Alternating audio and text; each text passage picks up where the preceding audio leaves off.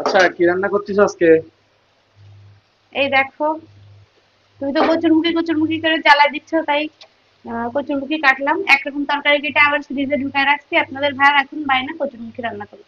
এখন বেজে গেছে একটা, তারপরে তার জন্য এই কেটে কুটে রান্না করতে আসলাম। এই যে অনেকদিন ধরে আর কি গরুর মাংস হাঁসের মাংস খাওয়া হচ্ছে, এই জন্য আর কি তরকারির প্রতি একটু ক্রেভিংস হচ্ছিল। আর আমি দেখলাম যে কচুর মুখে আছে, এই জন্য বললাম যে তুমি মাংসটা ঢুকায় রাখো, কারণ আজকে আর মাংস খাবো না। দেখেন, আমার রান্নাঘরের অবস্থাটা আজকে কিন্তু অনেক খারাপ। কারণ হচ্ছে শ্বশুর বাড়ি থেকে অনেক মাছ মাংস এটা ওটা পাঠাইছে। তো সেগুলো আর কি গোছাতে গিয়েই এই অবস্থা মূলত। অনেক দেরি হয়ে গেল আজকে রান্না করতে, কিন্তু কি আর করার, রান্না তো করতেই হবে। সেটা তো অবশ্যই, রান্না তো না করলে তো আর খাওয়া হবে না, রান্না তো করাই লাগবে, তাই তো? এই জন্যই আর কি আজকে খুব তাড়াতাড়ি আচ্ছা, করে কচুর এক মুখি ভাগে দিয়ে কি রান্না হবে আজকে? কচুরমুখী দিয়ে, এই দেখেন এগুলো আমাদের দেশি মাছ। তো মাছ এক একজনের জন্য এক এক রকম। এই তেলাপিয়া দুইটা আড়িশার, ট্যাংরা মাছ আমার, আর রুই মাছ হচ্ছে আপনাদের ভাইয়ার। তো এই হচ্ছে অবস্থা, মানে এক আচ্ছা, ছাদের নিচে যখন এক এক রুচির মানুষ থাকে তখন আসলে এই অবস্থাই হয়। তাহলে কি ট্যাংরা মাছ আমি খাইতে পারবো না?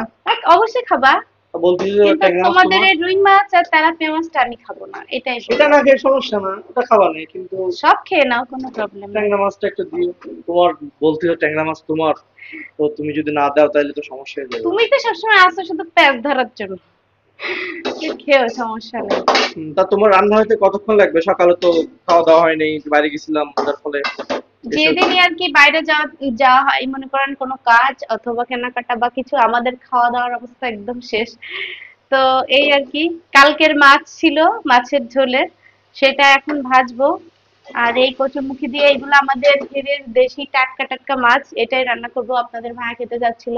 আসলে আমার শাশুড়ি হচ্ছে তিনটা হাঁস আর হচ্ছে অনেক রকমের মাছ পাঠাইছে। ট্যাংরা মাছ, তেলাপিয়া মাছ, পাঙ্গাস মাছ, তারপরে বাগদা চিংড়ি, অনেক রকমের মাছ, লাটা মাছ, অনেক কিছু। কিন্তু আসলে আপনাদের ভাইয়া কিছুই খেতে চাচ্ছে না, বারবার শুধু বলতেছে যে একটু হ্যাঁ, তরকারি করো। ভাইয়া শুধু কচুরমুখী খেতে যাচ্ছে, এটা বলতে যাচ্ছ তুমি?